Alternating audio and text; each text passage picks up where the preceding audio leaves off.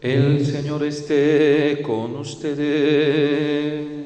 Y con tu espíritu. Lectura del Santo Evangelio según San Mateo.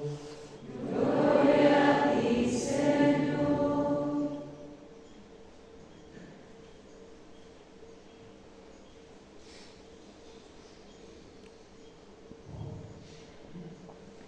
En aquel tiempo dijo Jesús a sus discípulos: cuiden de no practicar su justicia delante de los hombres para ser visto por ellos. De lo contrario, no tendrán recompensa de su Padre Celestial. Por tanto, cuando hagas limosna, no mandes tocar la trompeta ante ti, como hacen los hipócritas en las sinagogas y por las calles, para ser honrados por la gente. En verdad les digo que ya han recibido su recompensa. Tú, en cambio, cuando hagas limosna, que no sepa tu mano izquierda lo que hace tu derecha. Así tu limosna quedará en secreto, y tu Padre que ve en lo secreto te recompensará. Tú, en cambio, cuando hagas limosna, que no sepa tu mano izquierda lo que hace tu derecha. Así tu limosna quedará en secreto, y tu Padre que ve en lo secreto te recompensará.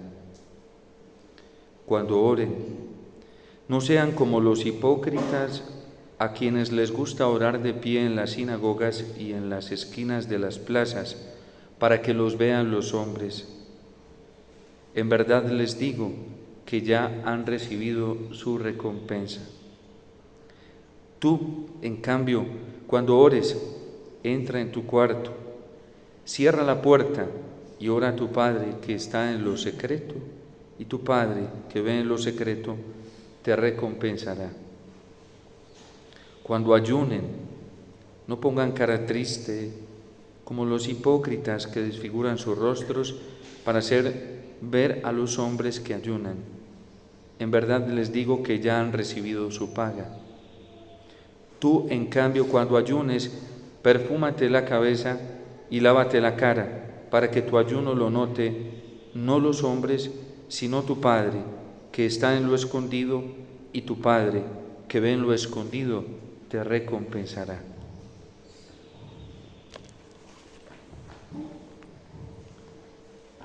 Palabra del Señor.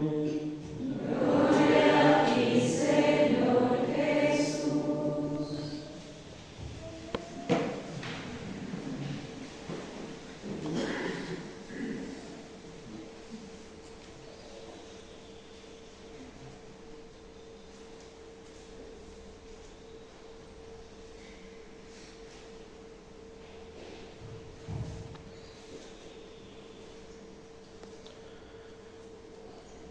El ayuno, la limosna y la oración recogen los elementos más esenciales de lo que es la caridad cristiana. Ellos mismos constituyen en sí mismos el conjunto de lo que es caridad, de lo que es amor cristiano. Ayuno, limosna y oración. Para que la caridad verdaderamente sea caridad, tiene que realizar estas tres acciones. Y aquí Cristo las recoge de una manera maravillosa, sintetizándolas, y la conversión a la que nos llama el Señor desde el Evangelio, porque es un llamado a la conversión para no caer en la hipocresía y para no caer en la tentación, que siempre estamos expuestos a ella, de hacer las cosas para esperar el estímulo, la compensación humana. Nos dice cómo debemos recorrer ese camino de la conversión. No lo hagas para que lo vean los demás. No caigas en la tentación de realizar estas acciones que constituyen la caridad cristiana para que sea verdaderamente caridad cristiana, amor cristiano. No lo vayas a hacer para que los hombres lo vean y entonces ellos te recompensen, y una vez recibas la recompensa de los hombres, te perderás la recompensa del Padre que está en los cielos. El Señor lo hace porque es una tentación y es una tendencia apenas natural de la persona humana.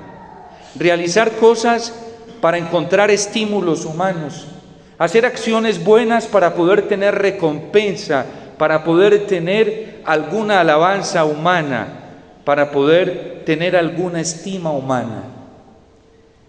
Si quieres recorrer el camino de la Cuaresma y lo quieres hacer bien hecho y hacer prácticas para obedecer al Padre que está en los cielos y vivir verdaderamente el camino de la conversión, no vayas a hacer las cosas para que las vean los hombres, porque resultarás recibiendo aplausos, alabanzas, estimas humanas y te quedarás sin la recompensa del Padre que está en los cielos.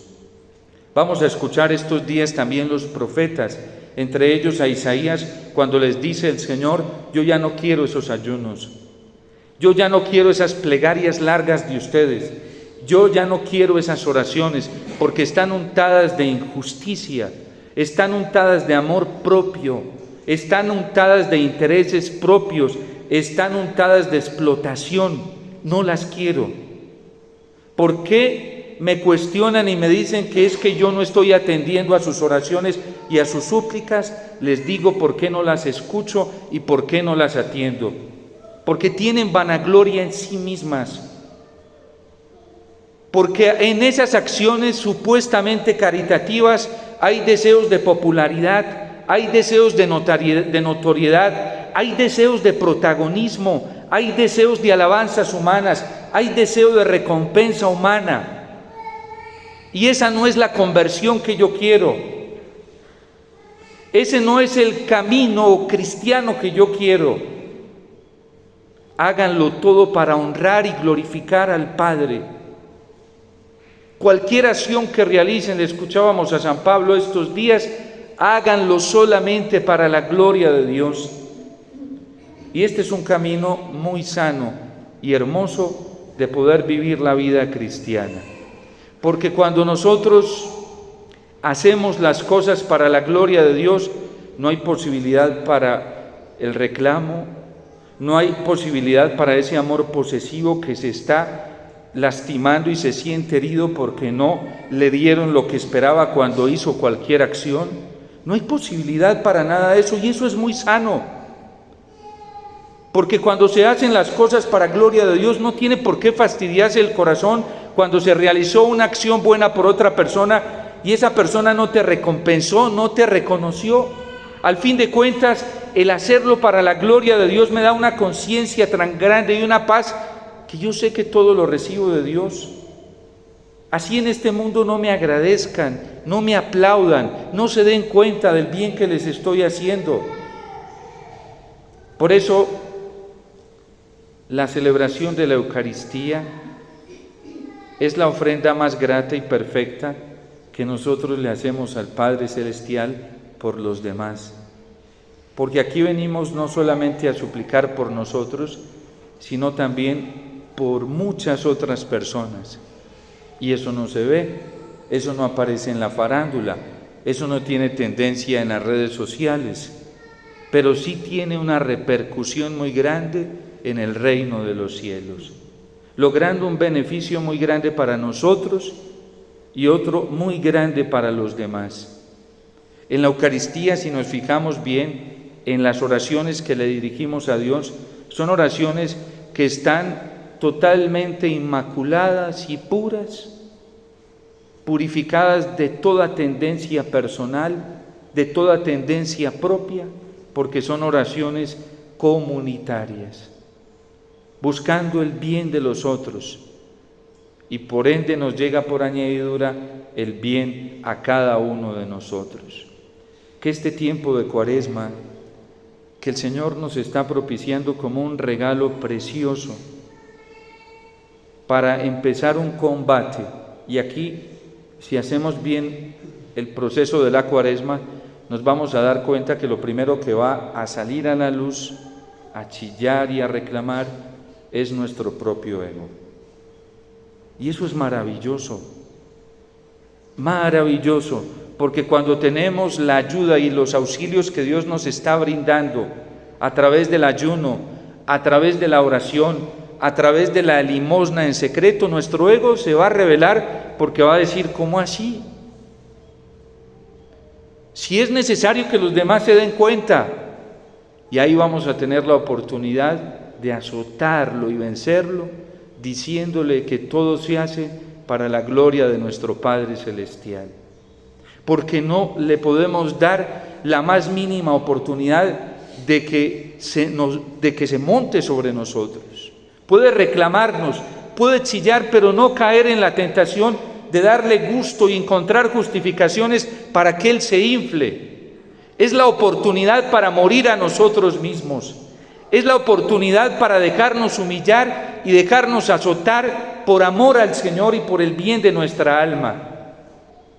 Es la oportunidad de dejar de darnos gusto a nosotros mismos para comenzar a darle en primer lugar el gusto al Señor y el gusto a los demás.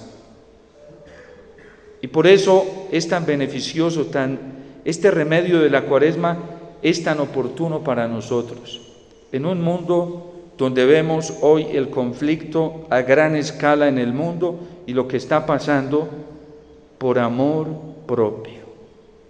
Porque es por eso, no es por otra cosa.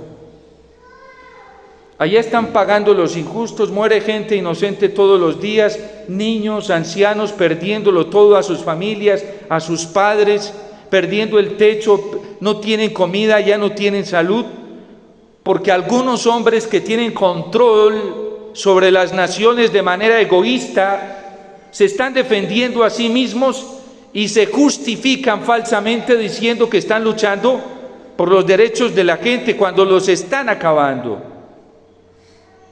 Porque es que el egoísmo, el amor propio, es el enemigo más peligroso. Nosotros a veces le tenemos demasiado miedo al demonio, como si fuera el enemigo más peligroso y no lo es. Le tenemos miedo al mundo como si el mundo fuera muy peligroso y no lo es. El enemigo más terrible vive con nosotros. Y es el amor propio, nuestros propios caprichos, nuestros propios criterios. Y por eso la gran oportunidad para ser instrumentos de paz para el mundo que está entrando en esta guerra tan terrible, somos cada uno de nosotros. El Concilio Vaticano II en la Gaudium et Spes dice que la paz no es ausencia de guerras externas. Todo el mundo cree que la paz va a llegar cuando estas naciones que se están atacando se den la mano, firmen unos convenios. Ya lo han hecho muchas veces, cientos de veces, o como nos vendieron la idea en Colombia de una falsa paz, cuando todos se dieran la mano, firmaran documentos, y la gente creyó en esa mentira, en esa falsa esperanza. ¿Y cómo está Colombia hoy? Porque eso no existe en los tratados físicos, eso no existe en las firmas. El concilio es claro en decir que la paz empieza cuando cada uno de nosotros se reconcilia con Dios. Las primeras palabras de la Virgen en Medjugorje a los videntes fueron paz, paz, paz entre Dios y los hombres. Porque el conflicto y la guerra se está realizando hoy porque el hombre no está en paz con Dios, porque el hombre se ha rebelado contra los mandamientos de Dios, porque el ser humano se ha rebelado contra la voluntad de Dios, porque ya no nos interesa escuchar su voz, oír su palabra, porque ya no nos dejamos orientar por la palabra del Señor. Y cuando uno deja de escuchar al Señor, deja de buscar su palabra, uno comienza a hacer lo que uno quiere, lo que a uno le parece. Y cuando uno comienza a hacer lo que a uno le parece de manera autónoma, independiente, uno comienza a destruirse a sí mismo y a destruir los demás. La Virgen en Medjugorje pidió paz, paz, paz entre los hombres y Dios, reconciliación. El hombre tiene que reconciliarse con Dios. cuando Adán y Eva se pusieron a escuchar a la serpiente, quiere decir que ya habían dejado de escuchar a Dios. Y la novedad de lo que les decía el astuto tentador en el paraíso los sedujo y ellos se dejaron arrastrar por esa voz. Porque uno no puede escuchar dos voces al mismo tiempo. Eso es imposible. Ponga usted a dos personas que le hablen al mismo tiempo a ver qué les entiende a esas personas. Nada. El oído está diseñado para escuchar una sola persona. Y si uno le presta atención a una, ya difícilmente le está prestando atención a la otra. Y el gran error de nuestros primeros padres empezó que se pusieron a escuchar la voz del seductor y no la voz de Dios. Y vino el pecado y todas las consecuencias del pecado. El gran problema del mundo hoy es que le ha dado la espalda a Dios. Lo que estamos viviendo dentro de la iglesia es dolorosísimo, muy doloroso. Y el sufrimiento que está generando esta división que hay dentro de la iglesia es muy alto. ¿Por qué? Sencillo. Porque no estamos escuchando la voz del Señor. Porque no estamos siendo obedientes a la voz del Señor.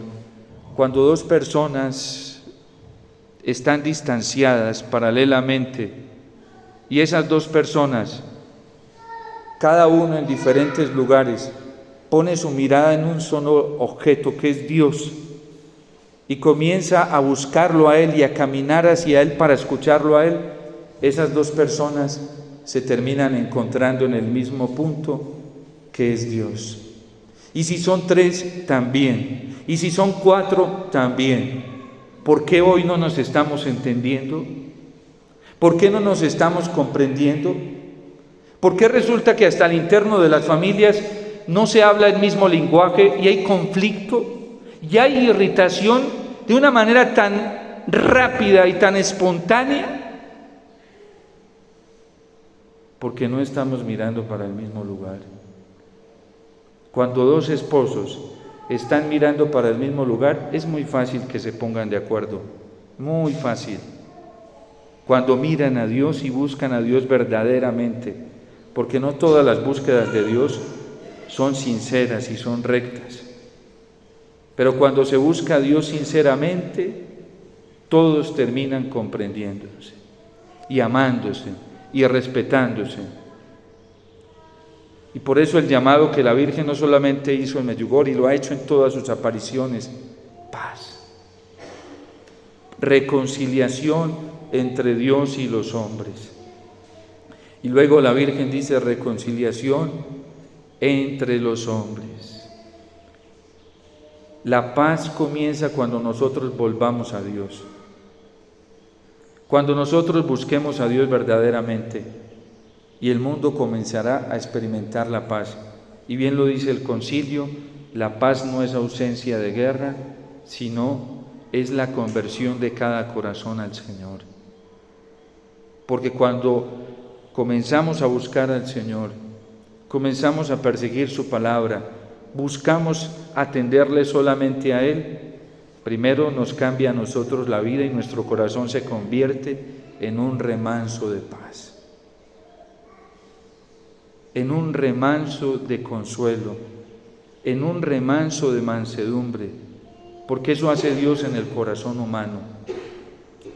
Pero cuando no hacemos las cosas para su gloria y obedeciéndole a Dios, el corazón se convierte en una guarida de tormento, de angustia, de desesperación, de turbación.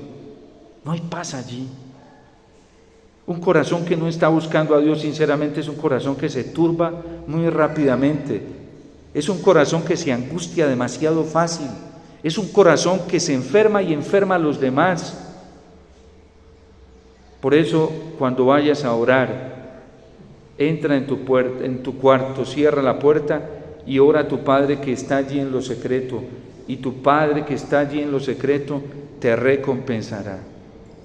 La paz que el mundo necesita, la paz que la iglesia está necesitando, brota de esa búsqueda intensa del Señor.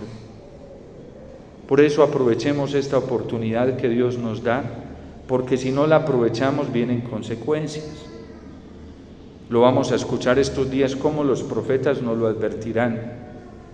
Si no atendemos humilde y sencillamente el llamado que el Señor nos está haciendo, vendrán consecuencias.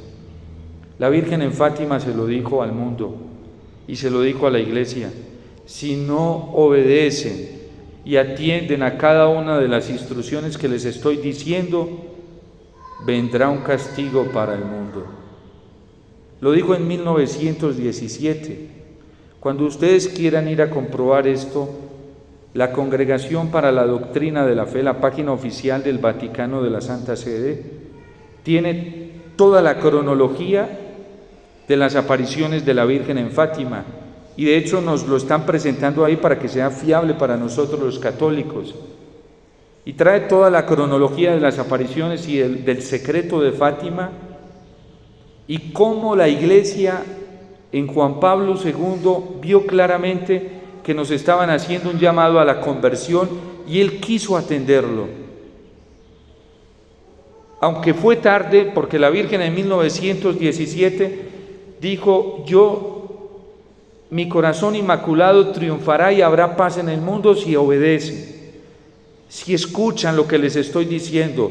¿Y qué pidió la Virgen? Penitencia, oración y obediencia a Dios. Pidió esas tres cosas. Ese fue el centro del mensaje de Fátima.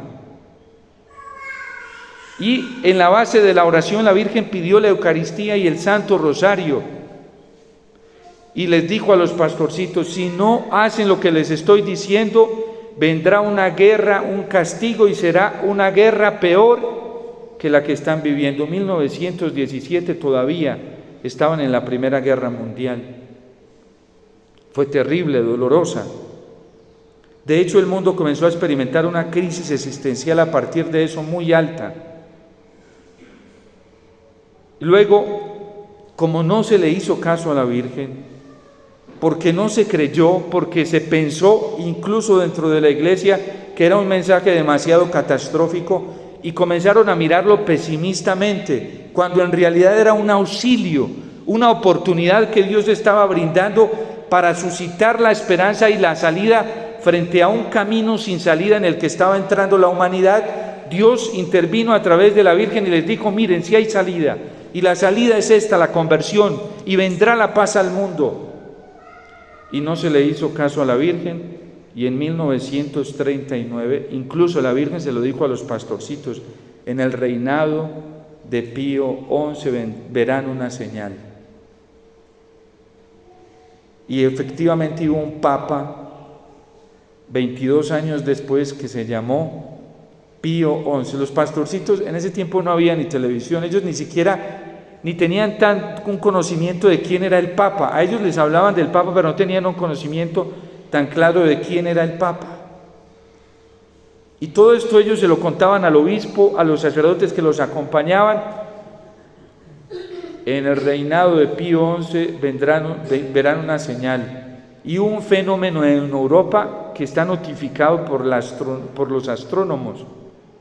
Vieron una luz, y como casi a medianoche el cielo de Europa hubo algo que llaman como no recuerdo el nombre ahorita astronómico, pero hubo un fenómeno en el cielo, y estalla después la Segunda Guerra Mundial.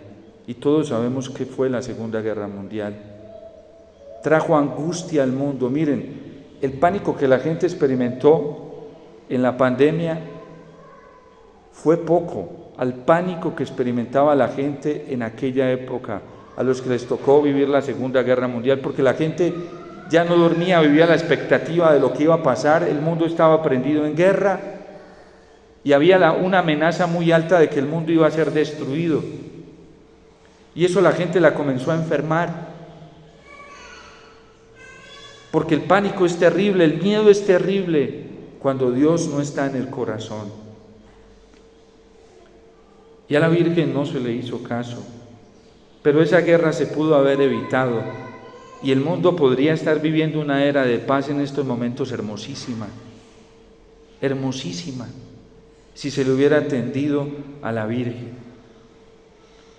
Si nosotros le atendemos al Señor, lo único que nos va a dar es paz, lo único que nos va a dar es gozo, lo único que nos va a dar es consuelo, porque eso trae la verdadera conversión.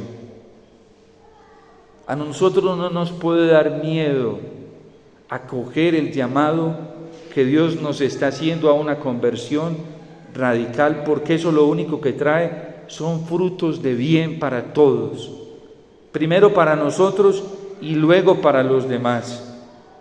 Colombia.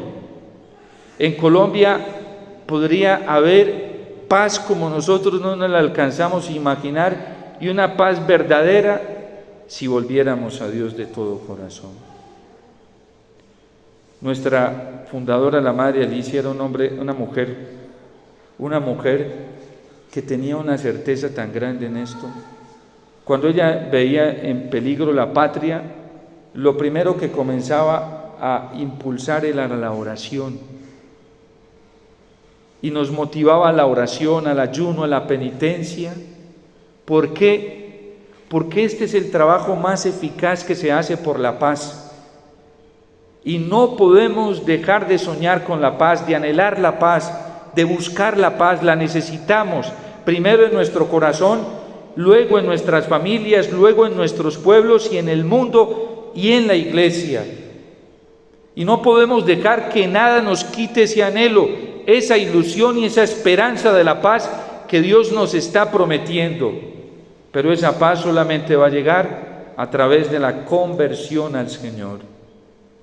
Si nosotros volvemos a Él de todo corazón, como nos lo está pidiendo hoy a través del profeta Joel, como nos lo está pidiendo a través de San Pablo, dice San Pablo, nos dieron un ministerio, dice el llamado a la reconciliación.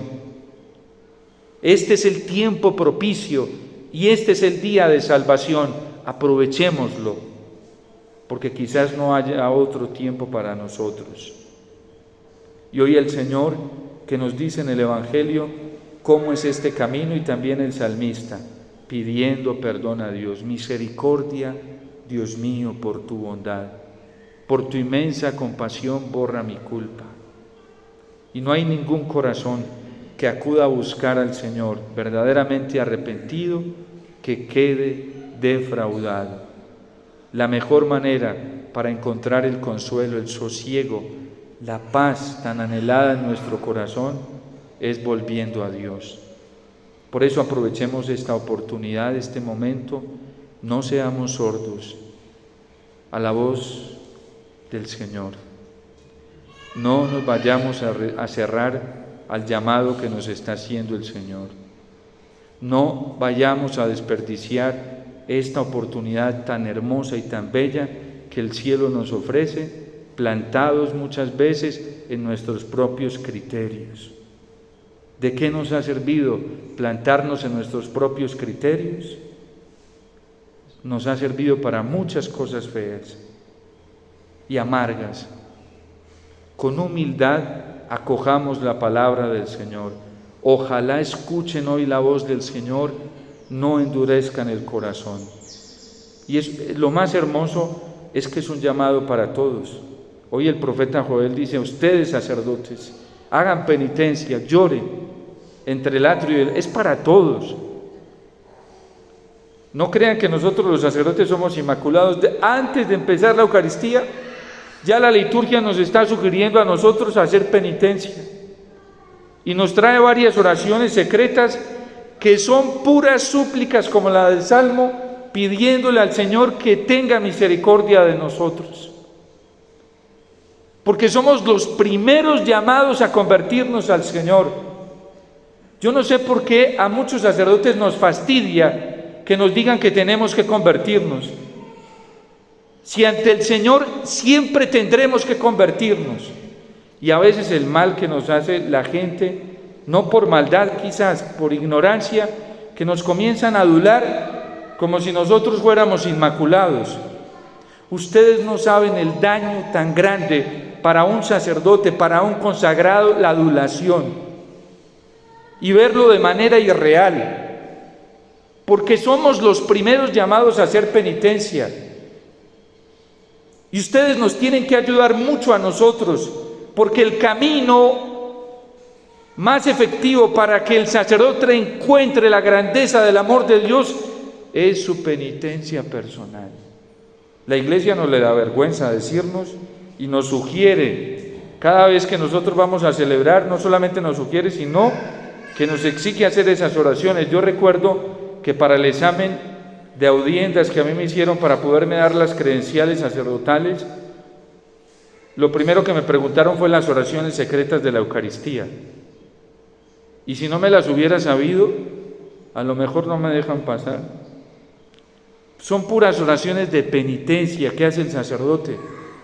Viene a leer el Evangelio y le dice: purifica, Señor, mi corazón y mis labios, para que anuncie dignamente tu santo Evangelio. ¿Por qué cree que el sacerdote se agacha ahí, se postra y pide purificación? Porque tiene de qué purificarse, porque tiene de qué pedirle perdón al Señor.